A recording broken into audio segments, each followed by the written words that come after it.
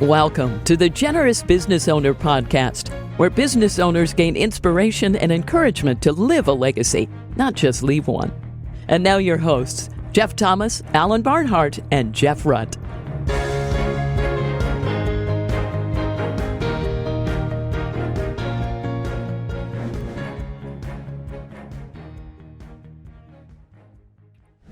Welcome, everybody, to the Generous Business Owner Podcast. My name is Jeff Thomas. We have our co-host with us, Jeff Rutt, today. Say hello, Jeff. Hey, y'all. And we have a very special guest with us today, Jeremy Duininck from Minnesota. You're going to hear the accent. Special treat for you. He is a third-generation family member in the Duininck companies, a multi-generational family of companies in construction and plastics manufacturing. Jeremy's got a very unique business title that not many companies have. That's just a teaser, folks. You got to listen to hear the whole thing. But Jeremy, thanks for being with us today. Yeah, thanks for having me on. Appreciate it. Okay. So we always try to start, as you know, Jeremy, with just kind of where you grew up, what your family was like, that sort of thing. Yeah, I grew up in west central Minnesota in a little town called Princeburg, 500 people. And actually where I live today, it's at the house I grew up in, I live in today, which is kind of coming full circle, but grew up in a Christian home. I have four siblings. I'm sorry, I'm going to start over a minute. I got to turn off no this problem. Forgot to turn off the nap. Okay. Grew up in Princeburg, Minnesota, small town in west central Minnesota, and have four siblings. I'm number 4 of 5. Grew up in a Christian home, and parents raised me with solid Christian values, rooted deep in our community too. A nice little small Dutch community that is really nice and neat. And actually both sets of grandparents also lived in that same small town. So my relationship with my grandparents was, what I found out later from friends, is unusual because I saw them almost every day, or I saw them a lot. And but that really established some strong roots for me, just in family closeness, a lot of cousins around, a lot of family members, and a great community to grow up in.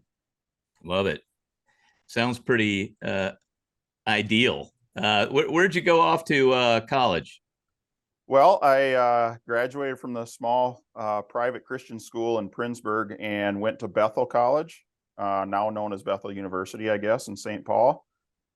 Studied there business, management, and finance, and spent 4 years there. Played a little hockey. I'm not a great college hockey player, but I did play college hockey because they didn't cut anybody from the team. And so I have some good connections still back to the school. When I graduated, and through my college years, and even my elementary or my high school years, did a lot of summer jobs working road construction, which is the root of our family business. My grandfather started with his brothers back in 1926. And so I did a lot of road construction, hardworking summers, built some strong work ethic in me. Did that all the way even in the summers of college.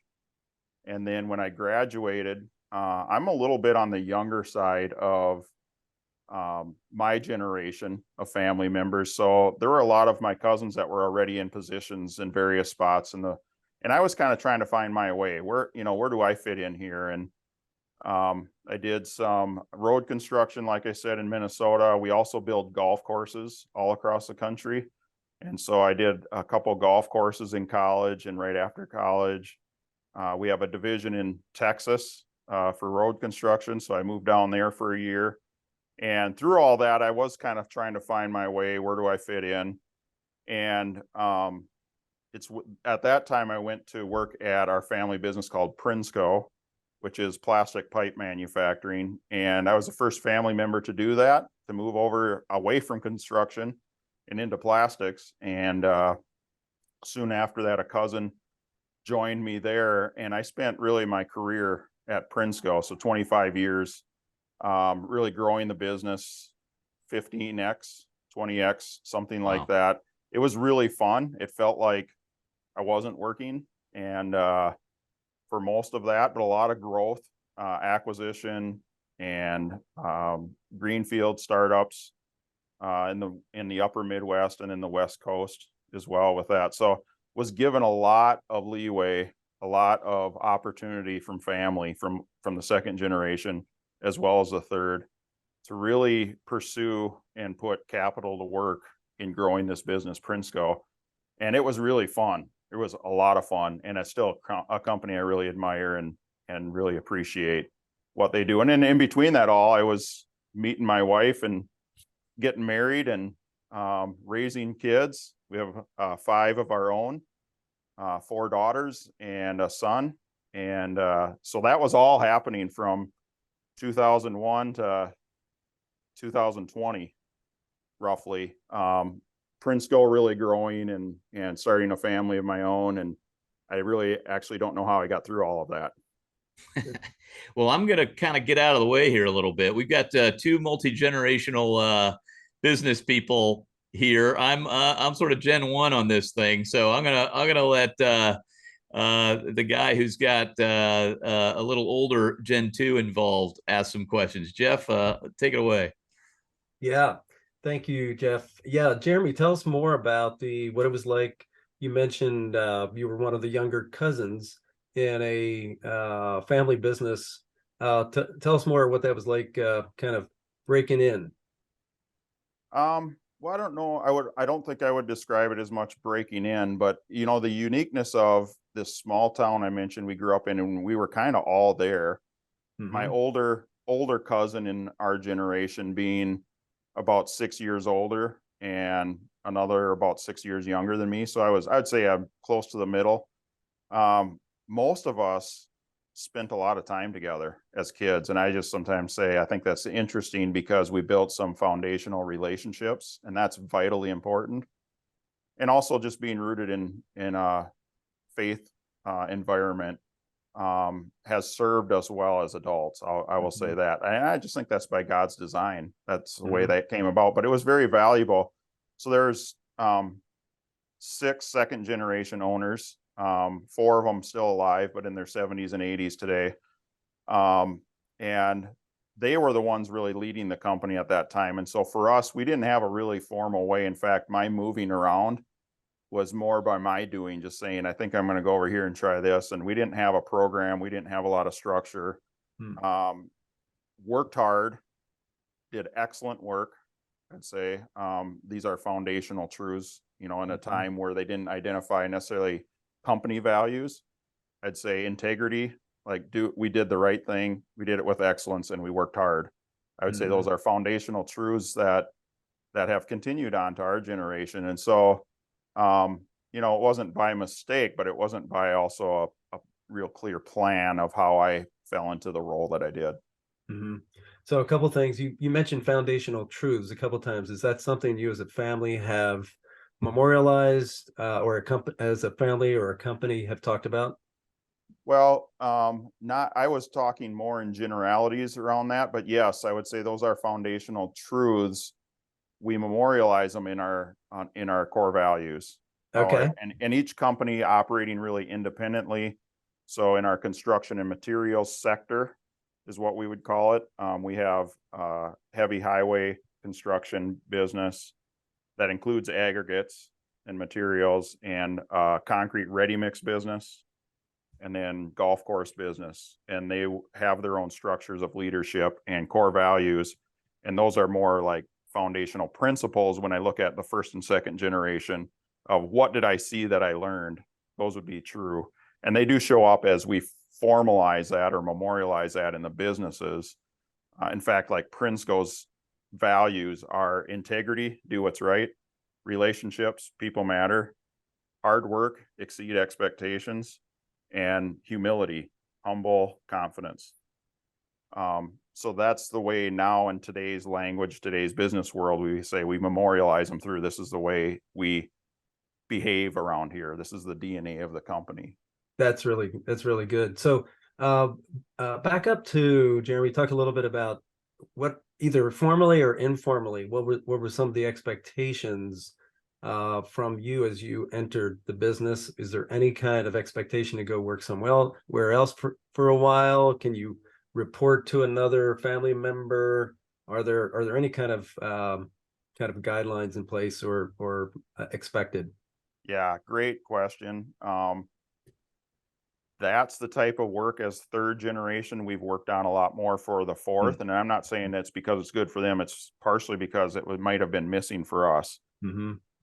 The last end of our third generation members did go work somewhere else and then came back. And we kind of have said we expect that from any fourth generation coming in. We've had that happen with a couple already. Go out not only for the betterment of you and your experience, but you can obviously learn some things that you can bring back to us as well. Mm-hmm. And we just think it's healthy. So that's Mm-hmm. what we do. And then, we haven't gotten to the place of no family reporting to family. We understand how that does make sense. We use a little bit of a description of this will be family owned, board governed, and professionally managed. That's awesome. And that's a little bit newer language, but that professionally managed, that can or cannot be, that may or may not be family members. So, right. Yeah, we have ended up, as these businesses have kind of grown up, we started with them smaller. A little bit of my own journey is like Prinsco really grew from maybe 60 employees to about 450 when I moved on to the role I'm in now. And it's like there gets to be this point where, like, if I haven't had some good experience and training and things in a larger business, maybe there is someone better to do that.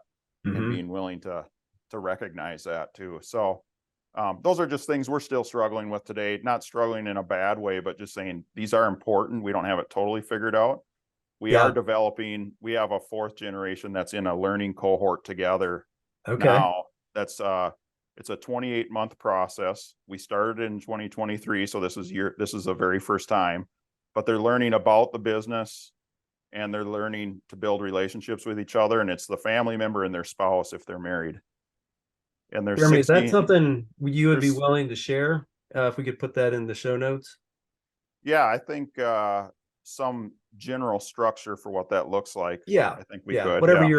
Whatever you're willing to share. And can I go back and repeat what you said was family owned, board governed, professionally managed? Yeah.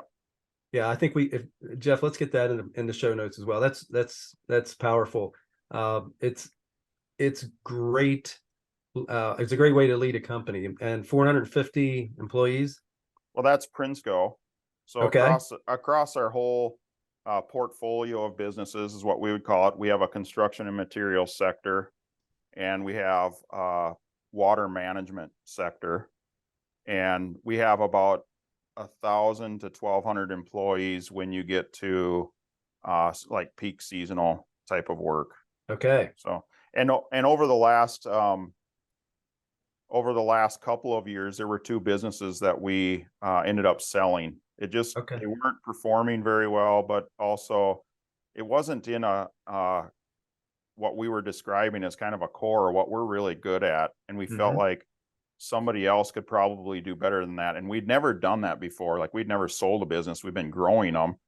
And so that was tricky, dealing with the people side of it, but also knowing that we took that capital and reinvested it in the businesses we already were operating. And so it was just a chance for us really to say, how are we stewarding this? How are we managing what's been put in our hands to manage as a family business portfolio of businesses? So Jeremy, walk me back to a little bit of the kind of the founder's intent, and then how is that some of the core values that you talked about, how have they been, carried forward, and how do you see, including, we're on the Generous Business Owners podcast here, including the kind of the value of generosity. But take us from the beginning, just like a quick history to current day, and then how do you see that being carried forward into the future? Yeah, I think the things that rang really true for my grandfather, his name was Henry. My son's name is Henry as well. And we want to hear about Um, your son. Tell us about your yeah, son. We're going to come back to that. okay.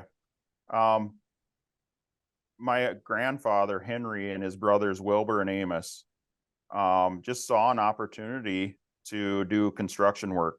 And it started really with a team of horses Wow. at the That's very awesome. beginning. And you think about starting a company in 1926, like, what's ahead of you over the next 10 to 15 years is not looking that great. So I just say it was hard work.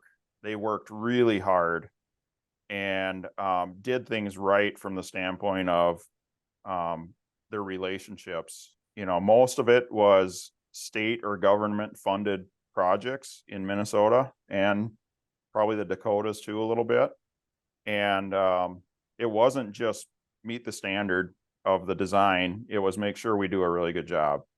Wow. And there were years of real trial stories that I've heard. I wasn't alive yet, but they move an asphalt plant into northern Minnesota and the job goes so poorly, they actually can't even afford to move it back home.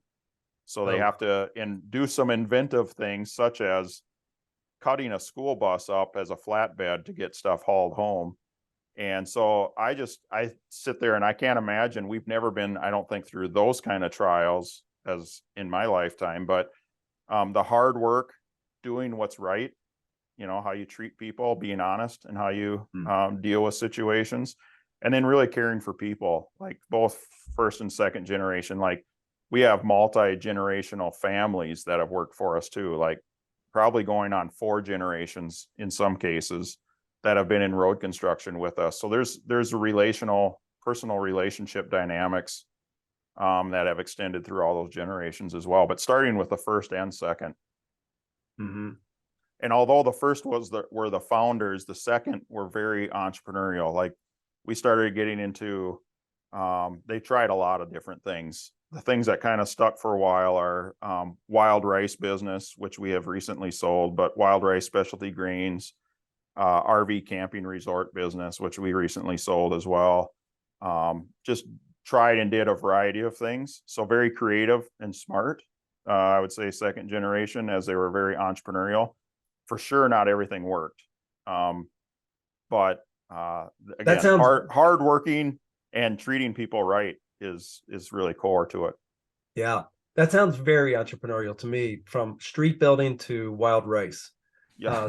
Sounds like lots of creativity and so let's talk about, you've heard it talked about where the passions of the first generation become the preferences of the second generation, become irrelevant to the third generation. How did your family, starting with Henry, keep those passions strong? Yeah, that's a good question. I don't know if it's ever been framed or asked that way, but there definitely is a passion for construction. Still to this day, even though I would say most of my career has not been in construction, every once in a while I get to hop on a piece of equipment, or, as a kid, I was in gravel pits, testing gravel and working with operators. And every once in a while getting on one of those great big TD25 dozers. It's just fun. I would say it's in our blood. And part of, I would say, my story is making a change to plastics manufacturing was almost something I didn't really feel like doing, because I grew up in a construction family. I mean, that's what we did and that's what we loved. And so there still is a love of, I would say, land and outdoors. We're kind of all hunters, like being outside, like making something, creating something, like working with the land. In this case, most of the time building roads and airports. But that's probably something that's a little bit in our DNA of working in that sort of way, and going back to, I think, our Dutch heritage in the Netherlands. And we kind of smirk about this, but water management, we weren't the ones that came up with that. I think that was in our ancestors way before Prinsco ever became a thing. So which ties into the plastic pipe, right? Yes, how did you get into plastic pipe? Well, that was a second generation thing. So that business started in 1975. So that's not as old. But started making concrete tile. So just 1 foot sections used for ag drainage. Yep. If you're in the Midwest, you're probably familiar with that. And the water would get in by seeping through the joints. Yep. Which it seems kind of crazy to me now. Well, they started in that, and within 6 years, so you think of a new startup company, in 6 years, plastic was being introduced. So we got our first plastic line. And another 4 years later, we were all plastic. So you think of starting a company in one product, and with less than 10 years, you're making a different product. Wow. Yeah. That's pretty entrepreneurial, I think, to be able to change that fast. And then, that business was really struggling in the 80s, the late 80s, early 90s, and has ended up being one that's really expanded and really across the country now. Just a great product line, great people. It's a really, really good company. It's been a really, really good one for our family. Yeah. Yeah. That's awesome. Yeah. So tell us about Henry. Yeah, our son Henry, he surprised us the day he was born. Came a little bit early, but we weren't expecting it. We hadn't gotten tested or anything, but Henry has Down syndrome. And so, at the beginning, it's what do I do? I really don't know anybody. I'm not close to anybody with Down syndrome. And as a new parent, you're really like, well, what's next? What do I do? And I can remember in the first few weeks, I go for a run, just relieving some stress. I'm not really much of a runner. I don't like doing it very much, but I remember my mind just racing about like, what do I have to do next? This is a new world. My wife is very intentional and really was doing research, and like, we want to give him every chance to succeed. So your mind is racing about all these things to do. And I just really clearly heard the Lord say, be still. Like, be still. And that was a moment for me to just, like, it was followed up with, do you trust me? And that was a real lesson for me to just say, he's 10 today, but at that time, like, he's not even 1. Enjoy him as a 1-year-old or you'll miss it. Enjoy him as a 5-year-old. In fact, I don't know what 20-year-old is going to be like, 20-year-old Henry, but right now I'm just going to enjoy 10-year-old. And that's how I can trust the Lord, but still be very intentional about his growth and development. I had an uncle and aunt that have passed away, but they sat down with us. It was probably in his first few months of after his birth. And they just said, we want to commit something to you that we'll do there. And then neither of them are alive anymore, but they just said, we're going to pray for Henry's full development at every stage of life. And they committed to doing that. It actually became my prayer too now. Like, I've pretty much adopted that as, what does full development in every stage of life look like for him? And he's pretty incredible. I'd say like the secret sauce in our family, so to speak. Got all these sisters that just love him. And we're learning things along the way. We're connected with an organization called Jack's Baskets, and it's to really help celebrate babies born with Down syndrome, and also just be a resource to the medical community. The medical community doesn't know how to deliver that news very well. They've never been trained. That's not something they talk about in med school. They handle all the things that they need to learn there. So I have a lot of grace towards that, because it's like, they just don't know what they don't know. But when a parent first here's your child, I'm sorry they have Down syndrome, and walk away, like, that's not the way to celebrate a baby. Right. And so Jack's Baskets really gets at that message. Cool. And that's been great for us. Our family was featured in a video recently with that, and it's been really fun just to see the impact Henry has in fact ways that we can help others see it. Really, our life isn't much different. Yeah. Wow. It would be great if you're comfortable to put a link to that in the show notes as well. Yeah. I want to come back to your journey, where we are today, and where you see yourself, your family business, the whole component of generosity. I heard you say one of the values was humility. Talk about that. How does that fit in? Sometimes, especially in the construction business, and you talk about rock quarries and putting down asphalt. The whole humility thing sometimes gets buried under the roadbed. For sure. Yeah, that's very good, Jeff. Yeah, it's tough. You're right. Like that can be true for any business. It can be true for a lot of family businesses. It can be very true in the construction industry. I think the thing that I've learned 11 years ago, I kind of reluctantly, but I did take this course on servant leadership, delivered locally by a guy, Triune Leadership Services. So it did have a faith component to it, but leading like Jesus. And I would just say I didn't know what I didn't know about that. And it really awakened this servant leadership heart in me. That I wouldn't say I was the opposite. I was just saying I wasn't fully. I'm still not fully. Like I'm learning every year, but that's an important component for me in the work I did at Prinsco. Really kind of shifting from being an operations plant manufacturing guy, which I still like the technicality side of it, but really thinking about people, the people aspect. Like we can't run our businesses without people, without teams and teams functioning together. And so that was probably where the first switch started for me of like, my job really isn't necessarily running a business. It's connecting with people and it's leading people. And so that was very impactful for me. And then in 2018, I went through the master's program, Bob Shank, and he still has a big impact in my life today. And that was where I really would say Prinsco had grown up a lot. If I did anything right, I hired good people. And you have that moment where you're looking around and saying, I don't know if I'm really needed here anymore. And you can say that without feeling like uncomfortable about it. And it was helpful. I was taking the master's program at the same time. And there's this one presentation or section where they talk about these typical life cycles of things. And one was called the doldrums. And I remember reading all that and seeing it on the screen and listening, going, I'm in the doldrums. And it was partially because of that whole thing. I could honestly say, I think I'm ready for something else because Prinsco is ready. They don't need me here anymore.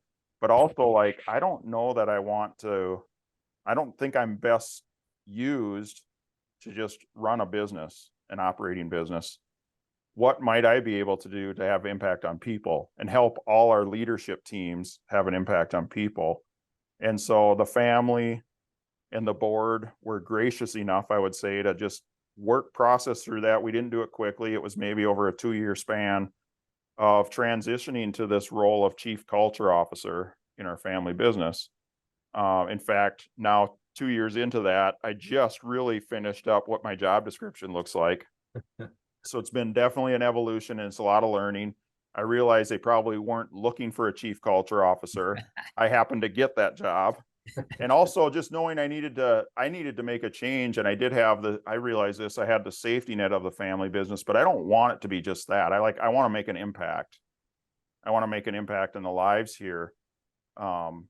Anybody that comes to work for any one of our companies within our portfolio, I want to have an impact. That comes again with my purpose. So my purpose, as I work through both servant leadership training and master's program, is to pursue Jesus Christ with my time, talent, and treasure, and to connect others to a greater purpose.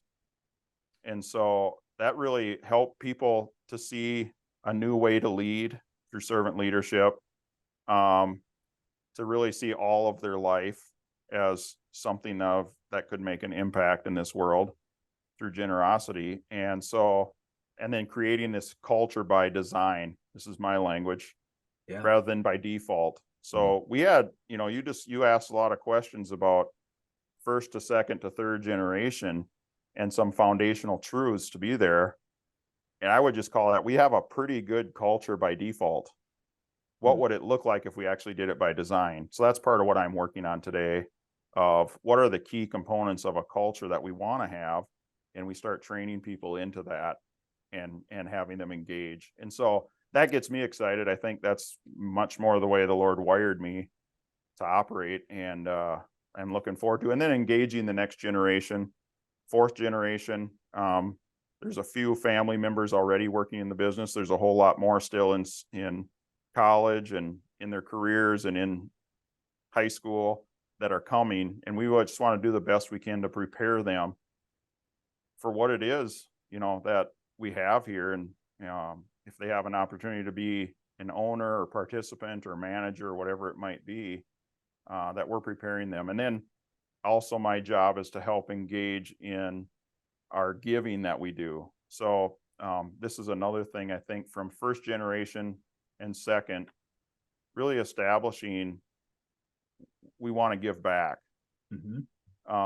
financially give back. And so I date this all the way back to the 60s is where that really first started. That was before I was born. And it's definitely evolved over time. It's something I work on. I would say I'm the giving coordinator. It's not really a role, but I just help do that on an annual basis. And it started really the first evidence I can see of it, second generation, saying we want to get the printed word of God around the world. So that if there's any kind of like focus, that was it at the time. And so we've been building on that, supporting organizations. A lot of them come in through relationships that have been built over time. But then when I came along, I built a lot more structure to it. So how we do it, how do we focus on just a core few and still have some freedom to support others at a lesser level. And now we're in the middle of, okay, we've been doing this as a group of owners, second and third generation together. We're going to actually shift this over and engage the family in this. This is going to be family involved in how we're doing all this. The business enterprise will generate the resources to be able to give away, but we're going to have the family involved. So we're right in the middle of doing that all right now too. That's another part of what I do, not necessarily as chief culture officer, but as a family member in the process. Wow. Yeah. I was just reminded last night of a Churchill quote that he talked about. We make a living by what we get and a life by what we give, something like that. And it was that's powerful, and it sounds like you're really doubling down on that focus. I love your quote, culture by design. And it sounds like you already have a really strong culture, and it's going to get even stronger and even more refined in your generosity. As we round third base here on the call, what other thoughts, principles, stories would you like to share before we close down here? Well, one in particular kind of relates back to my son Henry, and this has been just my own little personal thing that's kind of fun. Is I started a hobby of making maple syrup back when I guess the COVID started. So I had a friend that just had some tin cans, and I thought I'd give it a shot, and had some luck with it and a lot of fun. Well, I just thought, yeah, it is still just a hobby, but I made a label for it. And now I've started to use it as gifts. Well, I use it for gifts in business, but I use it as gifts for auctions, because my goal is every year I set a goal. I'd like to try and raise X amount of dollars at fundraising auctions if they know the story. If they don't know the story, then it's just another bottle of maple syrup, maybe, although it's pure. It's really, really good, in my opinion. But it's a fun little tag onto a hobby that try and have some fun, and have some fun with my son doing it as well. That's awesome. What's your label? Henry's. Awesome. Henry's. There we go. Yeah, right look at that. Yeah, so not very many hobbies have hats and t-shirts, but mine do. We got to get a copy of that in the show notes. I love it. Yeah. Well, that's awesome. I love it. Jeremy, I think another interesting thing about our giving, to get all family voice and participation, it's very tricky, and sometimes that holds people back from just doing something. My encouragement would be to just try something, be open, and engage as many. I think one of the jobs I've tried to do, hopefully I've done well, is keep people engaged in it, and know that, what we're doing, what we're able to accomplish through our support is making a difference all around the world. And so we do build process and structure to it. But then also we've had some instances where we wanted to respond to something that happened. So I have two examples. We when COVID hit, we were hearing from some of the organizations we support that, you know, they aren't able to complete the mission now. But not only on top of that, like in India in particular, people are starving.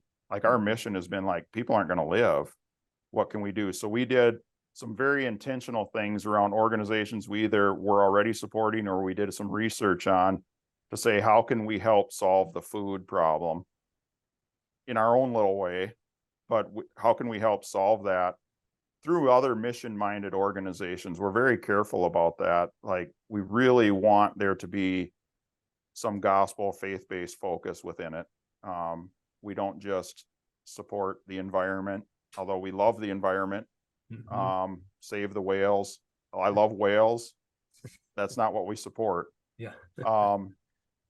And then another was actually at a time I was doing a Bible study and we were reading James 1:26 and 27, and it talks about caring for orphans and widows.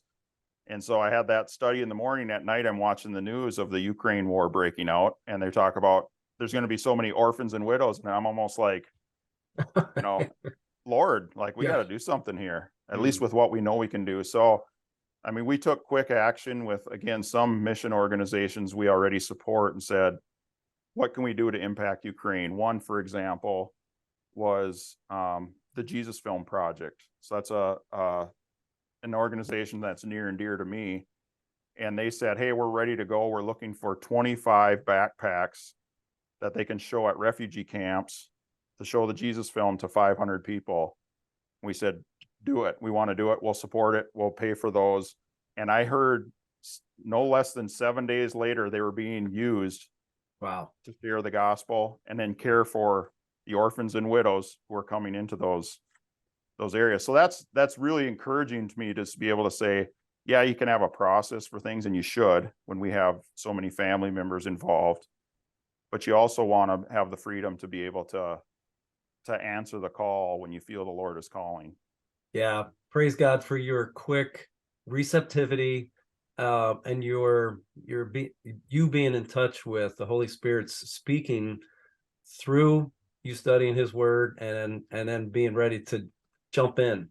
God doesn't waste a crisis, and He's using you and what's in your hands to impact lives. Yeah, it's our whole family, and it's everybody's engaged. Everybody knows what's going on with these gifts and follow-ups and things like that. And so I think that's really vital for us is, we're, as a family, we're all in on this together.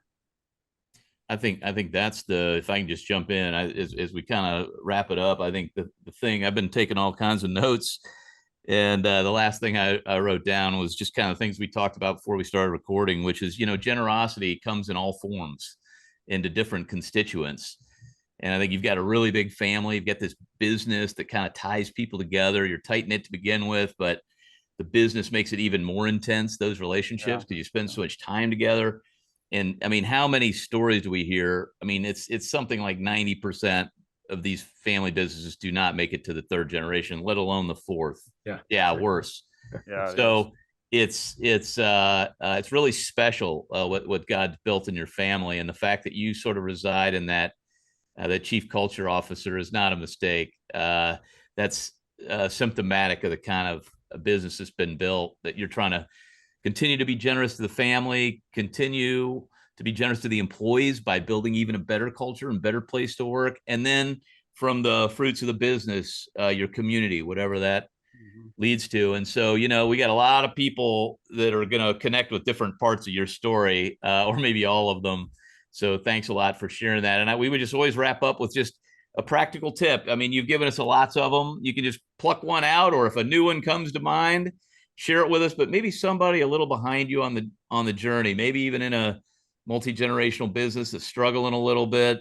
What would be some encouragement or just a practical tip you might leave with them?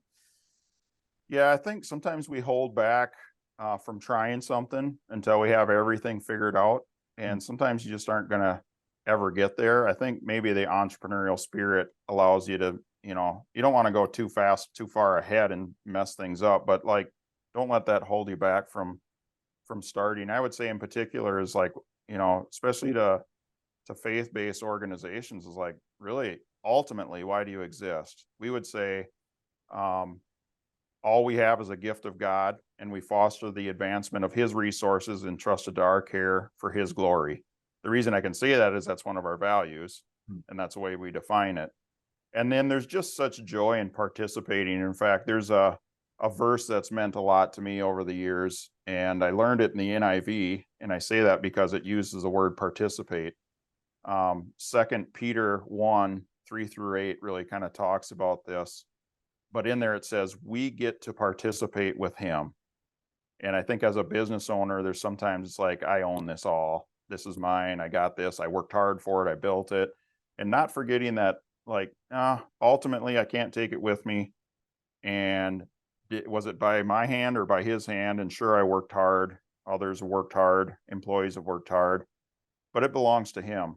And so I'm going to hold it a little more loosely. And I'm going to have some fun doing some stuff with this. Yeah. Making a difference for him. So be a steward, but get after it. Yeah. That's what I'm hearing. Yeah. And, don't get too worried about doing the wrong thing. Right. Yeah.